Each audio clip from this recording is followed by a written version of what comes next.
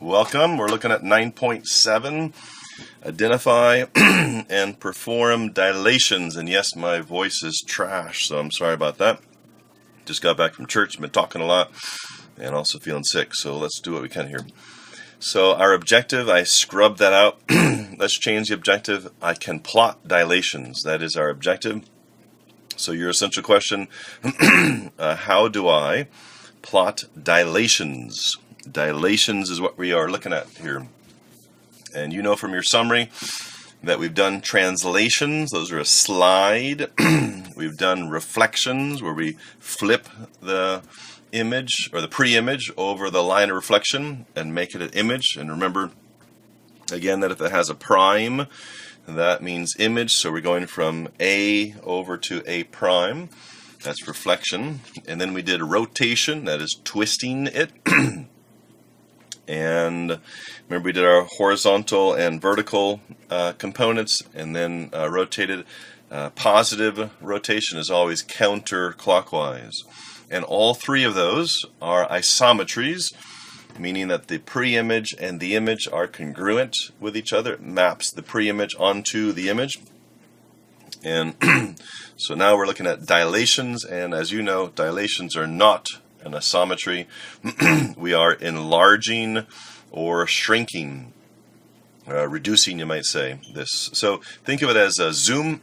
If you have a cell phone and iPad and you're looking to make the image smaller or bigger, you zoom it, either zoom in or zoom out. That's what we're doing with dilation. Or that is, you are conducting a dilation on your screen when you zoom it in or out. When we did translation, remember our rule of transformation?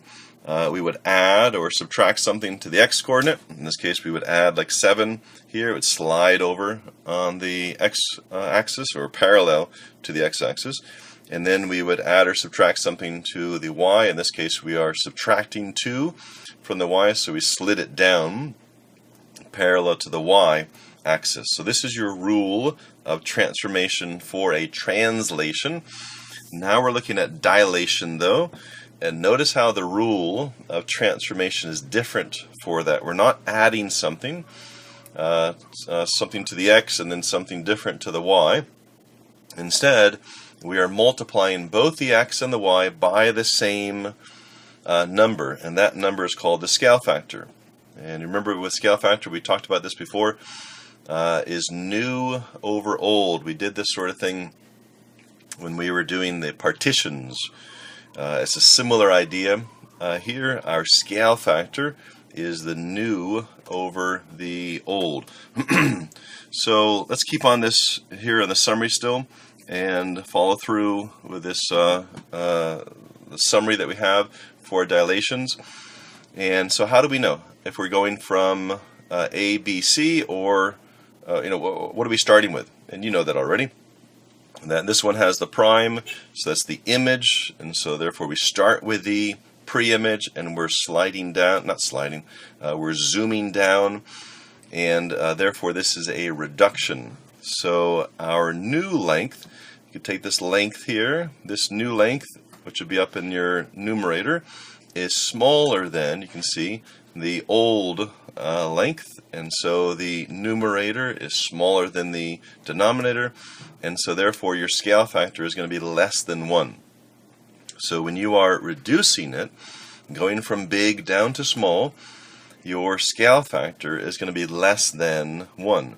When you're going the opposite direction, when you're getting bigger, your scale factor will be greater than 1. So just by looking at the scale factor, you can tell whether or not it is being reduced or it is being enlarged. When the scale factor is less than 1, it's being reduced, and when it's greater than 1, it's being enlarged. So let's look at a specific example that we have here in your 9.7 notes. Now remember, your 9.7 notes are in the bottom portion of your 9.6 notes.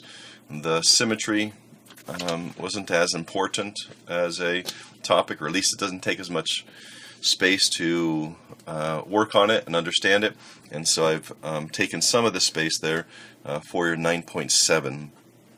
And so here we have a pre-image PQR, and we want to dilate that. In this case, it's an enlargement, and make it into P prime, Q prime, R prime. Okay, so that's what we're looking at, going from the green up to the blue. And our center of dilation, the place, the origin, you could think of it. It's not the origin, and sometimes it will be the origin of the Cartesian plot. But what I mean by origin is that it's think of it as it started here and exploded, and it's getting bigger and bigger and bigger. That is called your center of dilation. And what we want to do here, let me explain to you how the scale factor works. What it's saying is, first of all, you can see obviously that this green triangle is smaller than the blue triangle. So these two triangles are not congruent, but they are similar. They are similar. You'll remember with congruence, it has a symbol of an equal sign with a squiggle. Similar just has a squiggle symbol. And so by being similar, what we're saying is that corresponding parts of these similar shapes will have a particular ratio, and all corresponding parts, the ratio of all corresponding parts will be the same ratio. So in other words, let's take this little leg here, and this is the length of 1, and this corresponding, the same position. Remember, we looked at corresponding angles that were in the same relative position. Same idea here for corresponding sides. They're in the same relative position. And so 1 and 3, these two sides correspond to each other. And if we plug it into our little formula here for scale factor, remember we say new over old. So our new side, that's the blue here, is 3 over the old side, which is 1. So our scale factor is 3 to 1, or we just say it as 3, if we could reduce it down to 3. Now notice that I can take other corresponding sides. If I was to take this side, the 6 on the new, I could put that over the 2, because these two sides correspond to each other. And notice that 6 over 2 can be reduced down. If I was to divide top and bottom by 2, it would reduce it down to 3 over 1. So now, if I wanted to figure out what the distance was from the center of dilation to PQ, see this turquoise, I think that's turquoise, length here, from here all the way up to here, I could find that because I know that the scale factor in this case is 3. So the corresponding length here from the center to P is 2. So therefore the corresponding length for the turquoise, starting from the center dilation, going all the way up to here, is going to be 3 times. I take my scale factor and multiply my length times the scale factor, and so 3 times 2 would be 6. So this length from the center dilation all the way up to P prime is going to be 6. See how that works? And that's true for all corresponding sides. It will have the same scale factor. So let's practice. Let me show you a specific example. I'm looking at your book now on page 620. And here they're doing a composition. First they take this pre-image, notice that it's A, B, C, and they do a translation to get over to A prime, B prime, C prime. And in this case it's a 1, 2, 3, 4, 5, so we're adding 5 to the x coordinate, and then we are adding 1 to the y coordinate. And so you can see here, this is your rule of transformation for the translation part, adding 5 to the x coordinate. So we added 5 over here, and then we added 1 to the y coordinate and went up 1. But what we're looking at here is the dilation, and we're told that this the center of this dilation is on the origin. So that's the easiest way to do it. And the scale factor is 2. So now, first of all, with a scale factor of 2, is that number greater or less than 1? Well, of course, it's greater than 1. So this dilation will be an enlargement. Remember, again, back here, that when you have a scale factor greater than 1, that is an enlargement. When the scale factor is less than 1, that is a reduction. So let's start out with 1 point. We do dilations just like a similar principle as we do for the other ones. We only do 1 point at a time.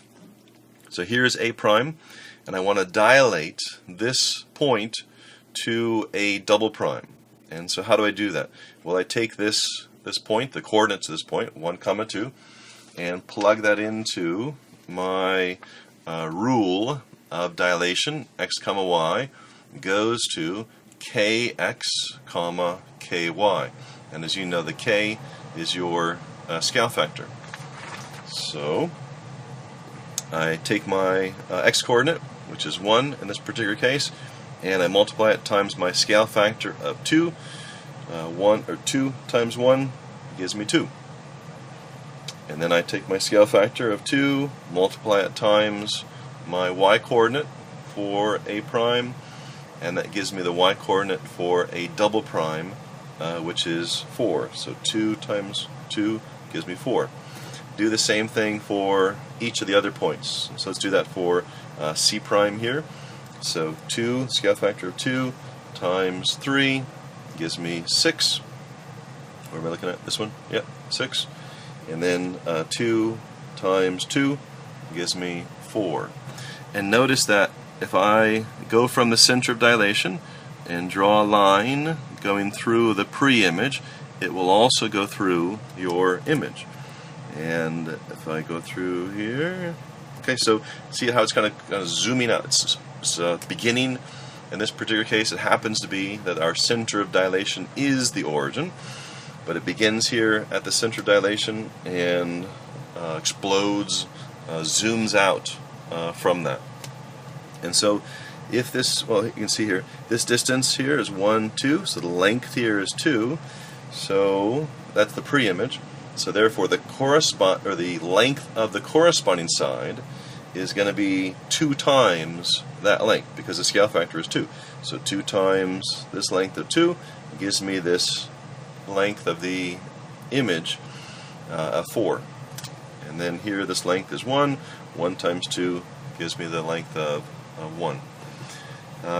So if I was to go the other way, if I was to start and this was to be my pre-image, and I was to be shrinking it down to this image, then my scale factor, remember scale factor is new over old, so I would be switching it, wouldn't I? I'd be flipping it, wouldn't I? And so instead of having a scale factor of 2, my scale factor would actually be 1 over 2.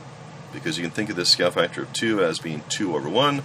If I was to go the other direction, be reducing it, then it would be a scale factor of 1 over 2, which you see is less than 1. So when you have a scale factor less than 1, you are reducing. When you have a scale factor greater than 1, you are enlarging. Okay, enough about me jibber-jabbing. Let's put you to work and have you, where can I put my book so it doesn't get in the way? So let's have you do number 1 here. And I kind of started you off and drew an image or a diagram for you. In a dilation, CP, so assume that C is your center of dilation, and actually that's a P prime, isn't it? C to P prime, so that is the length from the center of dilation to the image, is 3. And then remember, if it had a bar on top of it, that would say the segment CP prime. But when it does not have a bar on top of it, it's talking about the length of CP prime.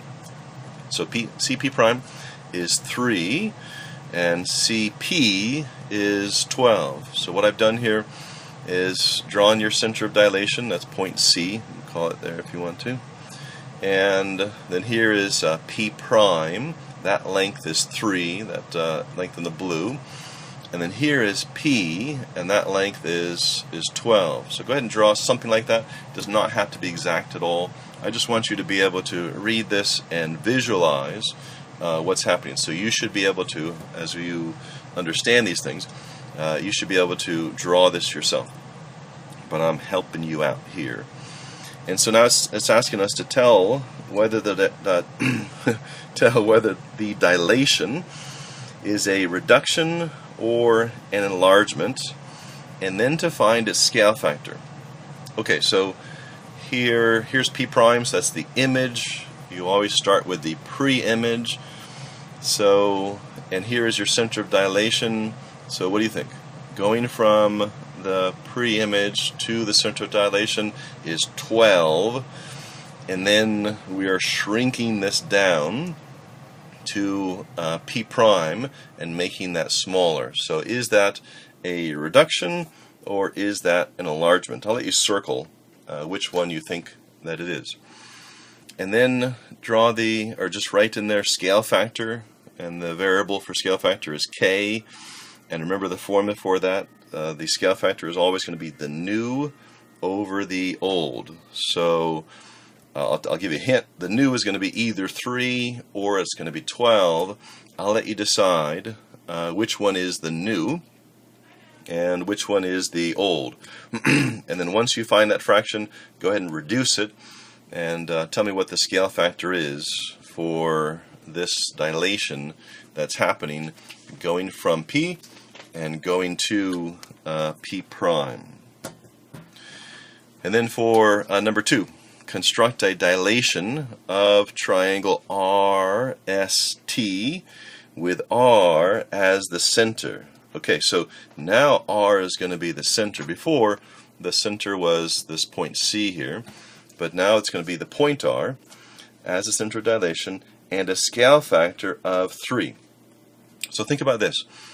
The distance from the center of dilation to R is 0, and so if you multiply that times the scale factor of 3, what is 0 times 3? That's 0. So does this point R, does that thing move?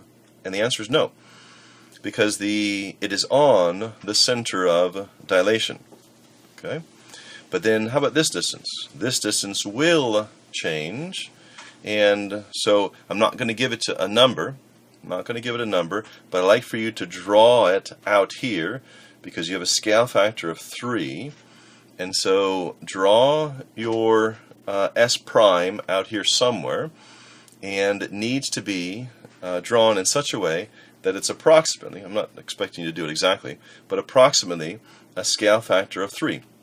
In other words, whatever this distance is from R to S, the distance from R to S prime needs to be 3 times that distance. And then same thing with T, and remember how, where is it? Yeah. Okay, let's look at here on your summary. Remember how it's kind of going from the origin, your center of dilation here, and it's going zooming out. So these are your reference lines here that show where this point is dilating. It begins, as it were, from the center of dilation, goes through this point, and then keeps on going beyond that. So we're doing the same idea here. That extend this line out, because this is your center of dilation. It's going to extend out in this direction, and the distance from R to T, you take that distance and then multiply that times 3, and that should be the distance from R to T prime. And so this larger triangle that you're going to draw here is going to be similar. It's going to be the same shape, similar to this smaller triangle, because obviously we have a scale factor of 3. So this is, I'll let you tell me, is this an enlargement or is this a reduction? So draw those, or write those 2 words, and then circle the one that it is, or just write the word of whether it is an enlargement or a dilation. So go ahead and pause the video and do that, and please don't say, hey, I don't have time, I got to just copy down the notes. That's why I'm not writing anything down here. For you lazy people that just copy down the notes, I know what I'm copied down. It's of no advantage to me for you to turn into me what I've written down. I want you to use this sheet of paper, use the video to help you to think through these things. Then number 3, find the scale factor. Tell whether the dilation is a reduction or an enlargement. What I've done is emphasize here we're going, or this is turquoise, that's one shape, and then here's the pink one. So are we going from pink to turquoise or from turquoise to pink? I'll let you figure that out. And then determine or select two sides or two lengths that correspond to each other. And you see here 4 and y, they correspond to each other, but that's not going to help me to be able to find what the scale factor is because this is a variable.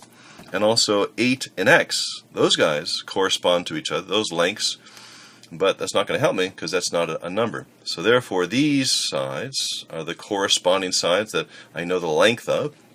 So put those into your scale factor formula here with new over old. I'll let you determine which one is new. Is it the pink or is it the turquoise? And you determine the scale factor. And do the same thing here for number 4.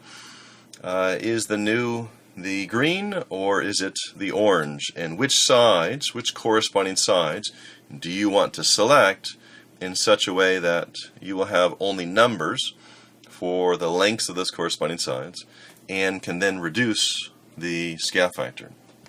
See what we're doing?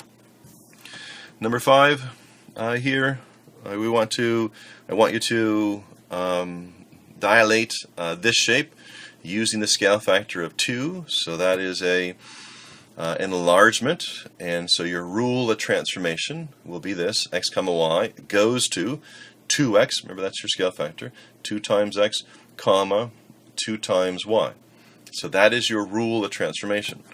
So what I'd like for you to do, and I've done it for this one point C, is first figure out the coordinates for point C, which is 6 comma 3. So now I put C up here at 6 comma 3, and that transforms to C prime. So C goes to C prime. And where did I get this 12 from? Well, all that I did was take the 6, which is my value for x, and plug it in for x. So 2 times 6 gives me 12. And then plug in the 3, the value for the y, up into my rule of transformation. 2 times 3 gives me 6. So the coordinates for C prime is going to be 12 comma 6. And I plotted this up here. This was the harder one. I actually did not make this graph well. So this point 12 C, oops, I should have put a prime there, huh? C prime is actually off of the graph, so just shove it over there, roundabout there somewhere. But these other ones, B prime is going to be up around here somewhere, and it's going to be on the graph. D prime will be up around here somewhere, and it'll be on the graph. And then A prime is going to be up around here somewhere. And remember that you should be able to draw a line. In this case, our origin is the center of dilation. So let's go from the center of dilation and go through C, and it should connect with C prime. And you should be able to do the same thing going from the origin or the center of dilation through B, and it should go into B prime. But first do the coordinates. So figure out the coordinates for D and then do the dilation on it to make it D prime, and so forth with A and B. Alright, you filled it out. Do the same thing also for number 6. You can see I have started you off with point S. It's at 2 comma 1. And our scale factor in this case is 1/2. Okay, so that's a reduction, right? Because it's less than 1. So notice I'm going from S, and it's going shrinking down to S prime. Here's S prime. And again, our center of dilation is the origin. So therefore I can draw a line, kind of a reference line, that goes from the origin through your pre-image and also through your image. And do the same thing for R. It will shrink down to R prime, and Q will shrink down to Q prime, and P will shrink down to P prime. And then connect those points together, and that will be your image. So you are going from this larger pre-image, shrinking it down to your smaller image. Okay, covered a lot. I spoke very quickly, but even then the video is 25 minutes. I wanted to make it shorter than that, but hopefully that was helpful to you, and I look forward to seeing you in class.